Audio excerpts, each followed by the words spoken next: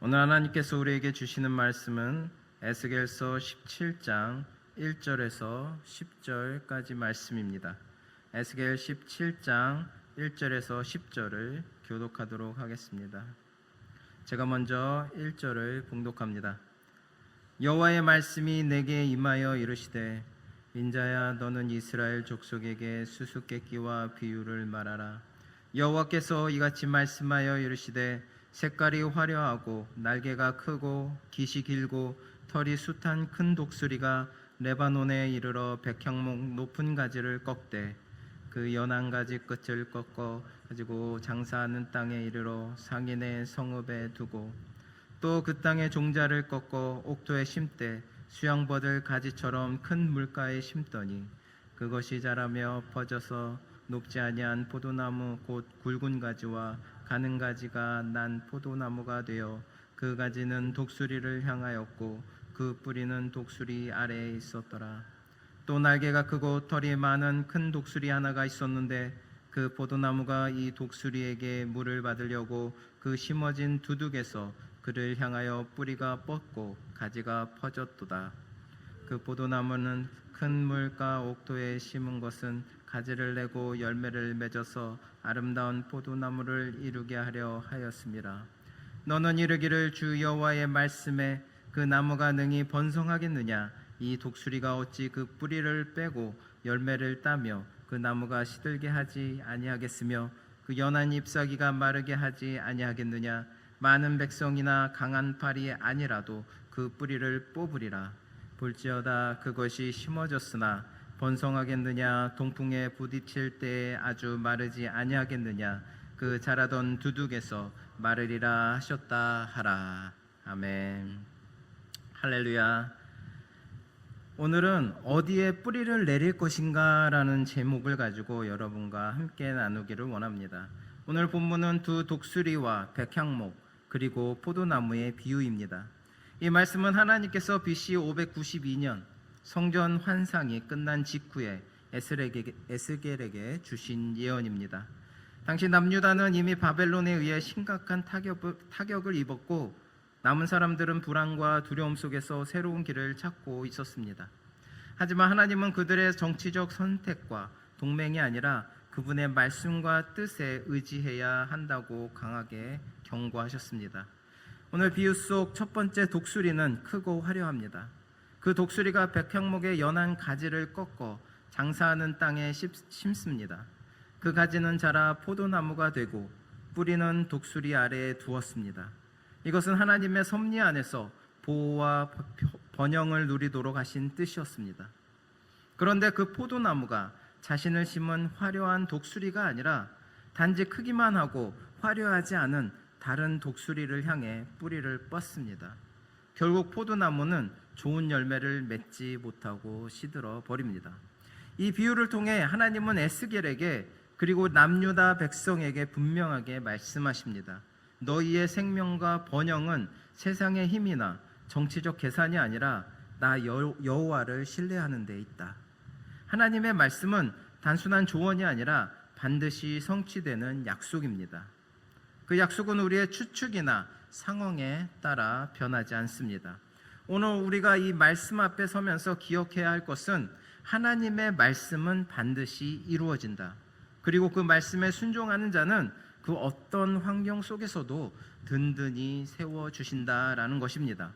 오늘 말씀을 통해 흔들리는 이 세상 속에서 주님의 말씀을 붙잡고 주님께 뿌리를 내릴 때 우리의 삶이 하나님의 뜻 가운데 든든하고 견고하게 세워지는 것임을 깨닫기 바랍니다. 본문 3절에서 5절은 바벨론 왕 느부갓네살이 유다를 침공하여 여호야긴 왕을 포로로 잡아가고 그리고 그의 숙부 시드기야를 왕으로 세운 사건을 비유로 전하고 있습니다. 본문 말씀 3절과 4절을 보면 여호와께서 이같이 말씀하여 이르시되 색깔이 화려하고 날개가 크고 깃이 길고 털이 숱한 큰 독수리가 레바논에 이르러 백향목 높은 가지를 꺾되 그 연한 가지 끝을 꺾어 가지고 장사하는 땅에 이르러 상인의 성읍에 두고라고 하였습니다. 색깔이 화려하고 날개가 크고 깃이 길며 털이 숱한 이 큰 독수리는 당시 열국을 제패하던 느부갓네살을, 또 레바논은 남유다를, 그리고 백향목은 하나님의 언약을 받은 다윗 왕가를 가리킵니다. 또한 높은 가지 곧 연한 가지 끝은 어른 나이에 쥐기했지만 왕권이 약했던 여호야긴을 의미하며 그 가지를 꺾어 상인의 성읍으로 옮긴 것은 여호야긴이 바벨론 포로로 잡혀간 사건을 묘사한 것입니다. 레바논의 백향목은 성경에서 영광과 영화로움을 상징합니다. 다윗 왕가는 하나님의 선택과 약속으로 그 누구도 견줄 수 없는 영광의 자리에 있었고, 다윗과 솔로몬 시대에는 이스라엘이 정치적, 군사적, 경제적으로 절정에 달했었습니다. 그러나 솔로몬 말기 이후 이 왕들은 점차 하나님을 떠나 우상을 섬기고 불순종하였으며, 마지막 선왕 요시야 이후로는 모두 하나님을 배반했습니다. 그 결과 하나님께서 다윗 왕가와 함께 하심을 거두셨고, 그 영광스러운 왕조는 결국 잘린 가지처럼 이방 땅에 옮겨져 비참한 몰락을 맞이했습니다. 이 사건은 단지 과거의 역사만이 아니라 오늘 우리에게 주는 경고입니다. 하나님과의 바른 관계가 축복과 저주의 절대 기준입니다. 하나님을 가까이 하면 약속하신 복이 임하지만 하나님을 멀리하면 반드시 쇠락과 멸망이 뒤따른다는 말씀입니다. 대부분의 사람들, 심지어 성도들도 자기 힘, 자기 노력, 또 자기 지혜로 축복을 누릴 수 있다고 생각합니다. 사실상 그것으로 어느 정도의 복을 누리는 것도 사실입니다. 그러나 하나님과의 관계에서 멀어지게 되면 그는 필경 나무 줄기에서 잘려나간 가지처럼 초라한 신세로 전락하게 됩니다. 그렇다면 여러분은 하나님과 어떤 관계를 맺고 있으며 어떠한 삶을 살고 있습니까? 죄를 버리고 하나님을 가까이 하시기 바랍니다. 하나님과의 친밀한 관계를 통하여서 참된 복을 누리시기를 바랍니다. 유다 이스라엘 백성들이 진정으로 다윗 왕과 솔로몬 시대 때에는 그 하나님의 축복 가운데 번영을 누렸지만 하나님을 배반함으로 인해서 그 모든 것을 잃어버렸습니다. 우리의 삶이 또한 그런 삶이 되어서는 안 되겠습니다.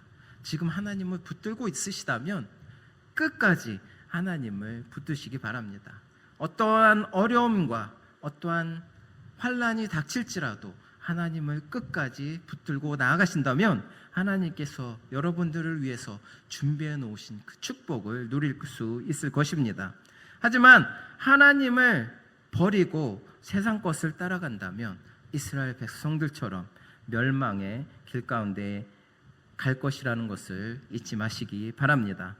오늘 본문 말씀 5절과 6절을 보면 또 땅에 종자를 꺾어 옥토에 심되 수양버들 가지처럼 큰 물가에 심더니 그것이 자라며 퍼져서 높지 아니한 포도나무 곧 굵은 가지와 가는 가지가 난 포도나무가 되어 그 가지는 독수리를 향하였고 그 뿌리는 독수리 아래에 있었더라라고 하였습니다.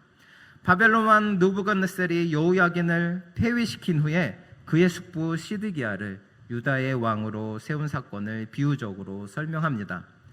여기서 그 땅의 종자는 시드기야를 가리킵니다. 또 옥토에 심고 큰 물가에 둔 모습은 하나님께서 그에게 여전히 회복의 기회를 주셨음을 나타냅니다.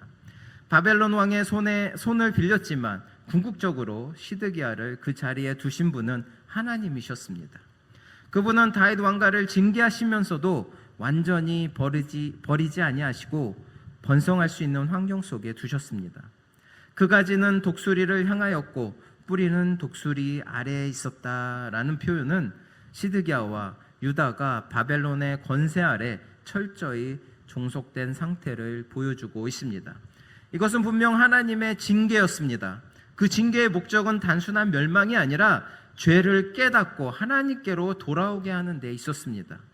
만일 시드기야가 이 징계를 겸손히 받아들이고 하나님의 뜻에 순종했다면 유다는 큰 물가에 심긴 나무처럼 다시 뿌리를 내리고 풍성한 열매를 맺을 수 있었을 것입니다. 그러나 시드기야는 처음엔 바벨론에 복종하는 듯 하다가 결국 언약을 깨고 애국과 손을 잡았습니다. 더 심각한 것은 바벨론 왕과 맺은 언약이 하나님의 이름으로 세워진 것이었기에 그의 배신은 단순한 정치적 반역이 아니라 하나님의 이름을 욕되게 하는 불신앙의 행위였던 것입니다. 그 결과 시드기야는 포로로 끌려가 눈이 뽑힌 채 바벨론에서 죽었고 유다는 철저히 멸망했습니다. 이 사건은 우리에게 중요한 교훈을 줍니다.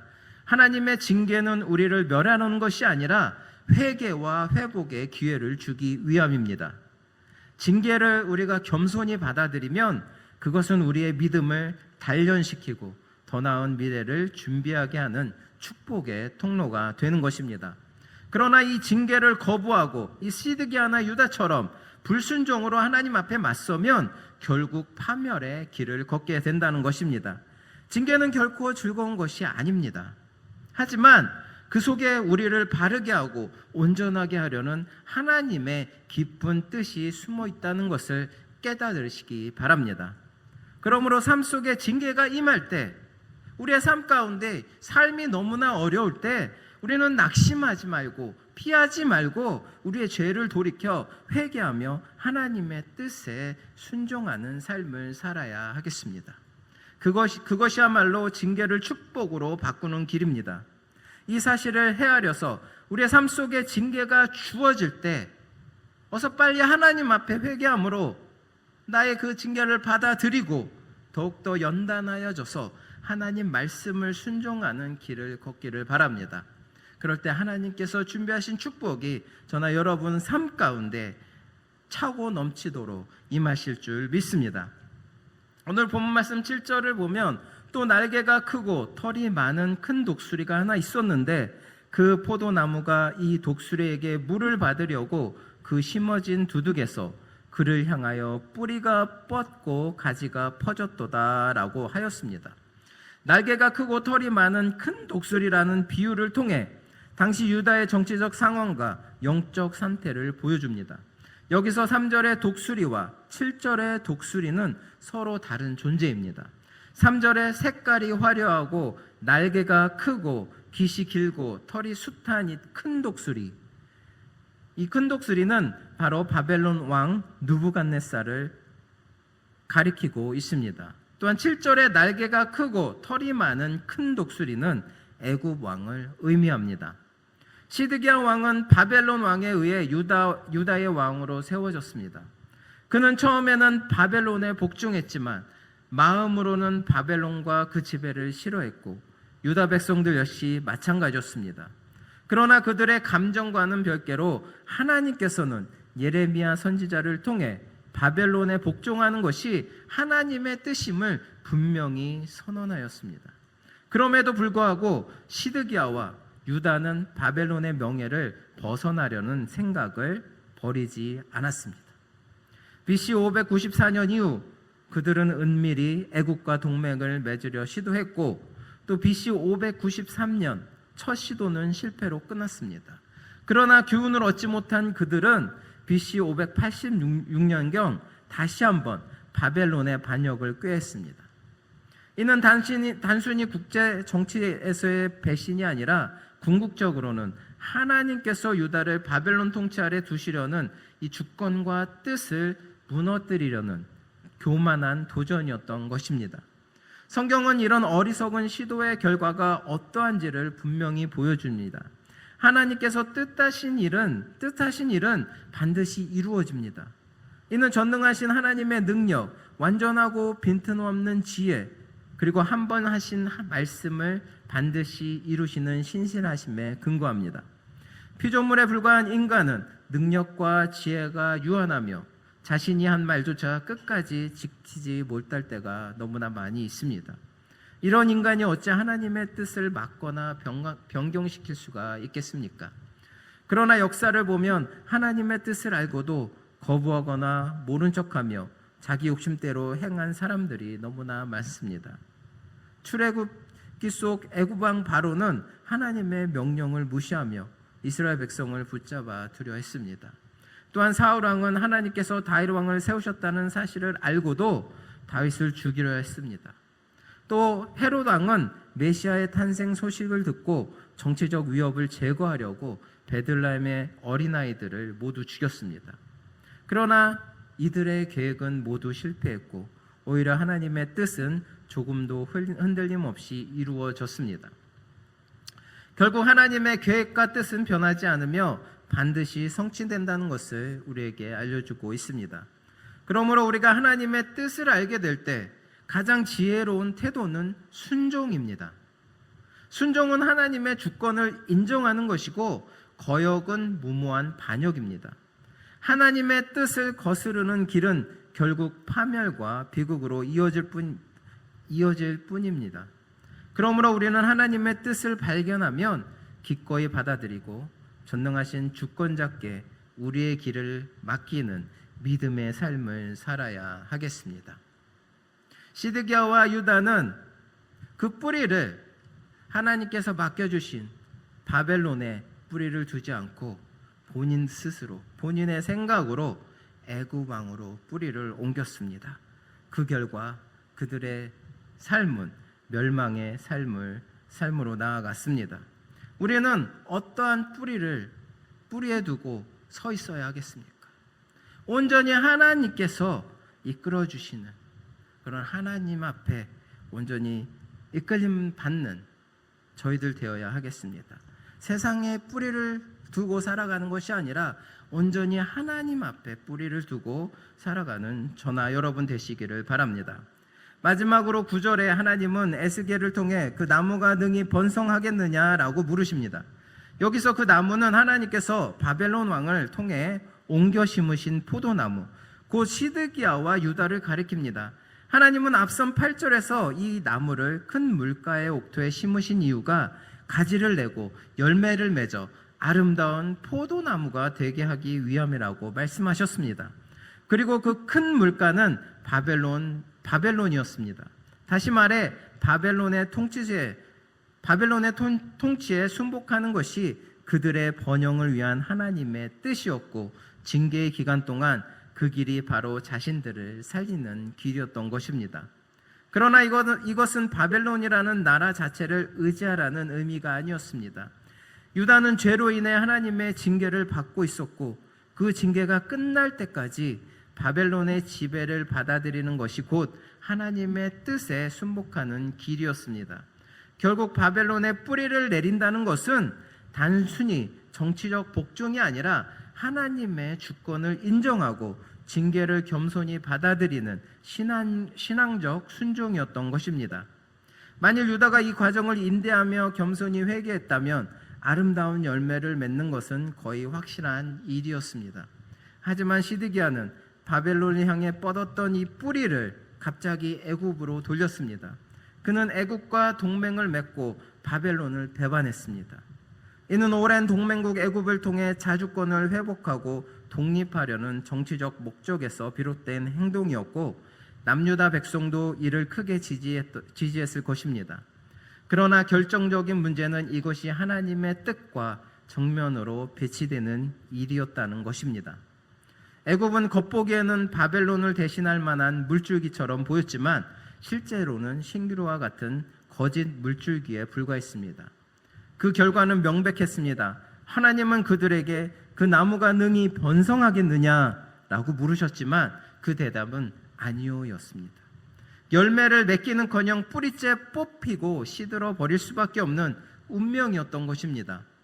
본문은 마치 포도나무의 뿌리를 뽑는 주체가 바벨론인 것처럼 보였지만 원문을 보면 이 독수리라는 표현은 나오지 않습니다. 결국 뿌리를 뽑으시는 분은 그것을 심으신 하나님이셨습니다. 이것은 중요한 영적 교훈을 줍니다. 하나님께서 바벨론을 사용해 유다를 징계하셨기에 바벨론에 뿌리를 내리는 것은 곧 하나님께 뿌리를 내리는 것입니다. 하나님은 모든 복의 근원이시며 징계 가운데서 긍휼을 잃지 않으시는 분이십니다.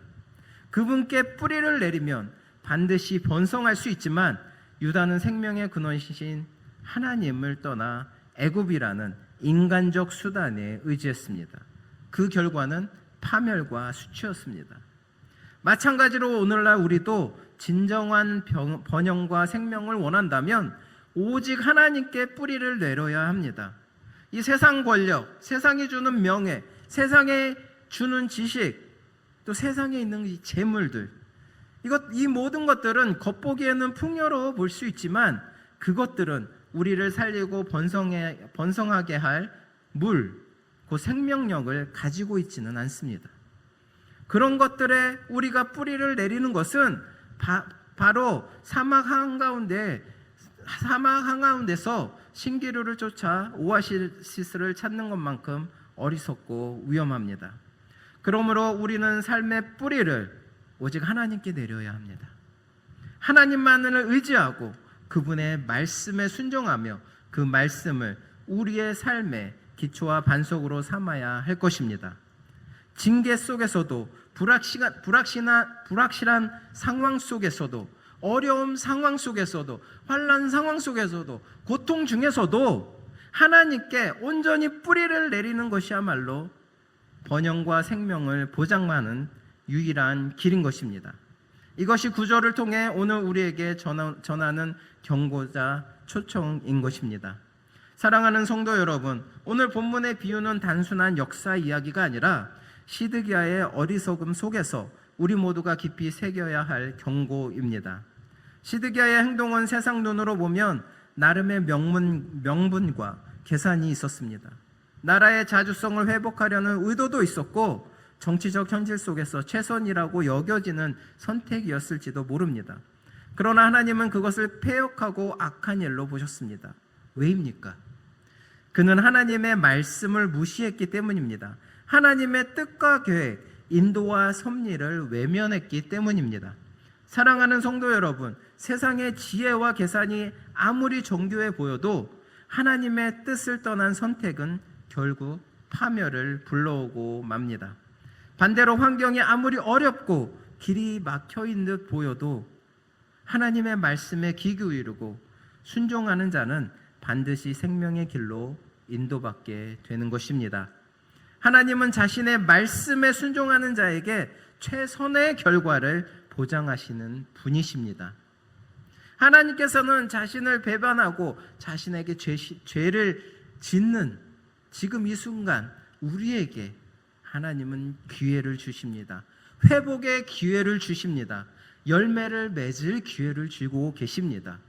그 하나님의 주시는 기회를 붙잡고 하나님 앞에 나아가시기 바랍니다. 어떤 결정을 내릴 때든 어떤 길을 선택하든 먼저 하나님 말씀을 앞세우시기 바랍니다. 사람의 말보다, 세상의 흐름보다, 상황의 논리보다 하나님의 말씀을 먼저 붙드시기 바랍니다. 그 말씀 안에서 소망을 품고 약속을 신뢰하며 순종의 걸음을 내디디시기를 바랍니다. 그때 하나님께서 여러분을 회복으로 이끄시고 그리스도 안에서 풍성함과 참된 평강을 누리게 하실 것입니다. 이 은혜와 평강이 성도 여러분에게 충만히 임하셔서 오늘 하루도 승리하시는 저나 여러분 되시기를 바랍니다. 기도하시겠습니다. 전능하신 하나님 아버지, 오늘 말씀을 통해 시드기야의 어리석음을 보며 우리의 모습을 돌아보게 하시니 감사합니다. 우리가 세상의 지혜와 계산을 앞세워 하나님의 뜻을 외면했던 이 모든 순간들을 회개합니다. 주님, 우리의 눈을 열어 하나님의 말씀을 먼저 바라보게 하시고 귀를 열어 주님의 음성에 민감하게 반응하게 하여 주시옵소서. 어떠한 형편 속에서도 주님의 계획과 섭리를 신뢰하게 하시고 그 말씀에 순종함으로 참된 생명과 평강을 누리게 하여 주시옵소서.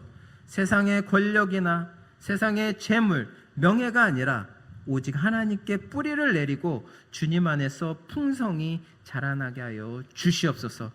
우리의 길을 주님의 말씀 위에 세우시고 그 말씀 따라 걸을 때 주님께서 보호하시며 인도하여 주실 줄 믿습니다. 오늘 하루도 우리의 삶을 주님께 맡기며 모든 영광을 주께 올려드리오니 진정으로 승리와 은혜의 하루가 될 수 있도록 인도하여 주시옵소서. 감사드리며 예수 그리스도의 이름으로 기도드립니다. 아멘.